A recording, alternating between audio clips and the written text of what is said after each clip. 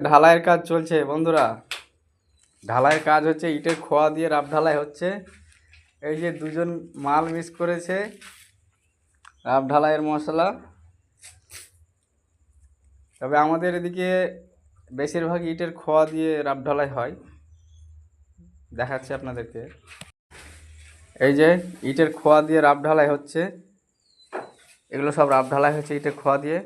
প্রথমবার আপনাদেরকে দেখিয়েছিলাম। এই যে এরা দুজন আছে। আপনাদের কাছে কটা লেবার লাগে বলবেন। এই মাল কটা মিক্স করতে সকাল থেকে একটা ঘর করেছি, আর একটা ঘর শুরু করেছি। আমরা অবশ্য তিরপল পেতে তবে রাব ঢালাই করি। 3 ইঞ্চি রাব ঢালাই করি, যে দেখতে পাচ্ছেন একটা ইট পুরো খালি।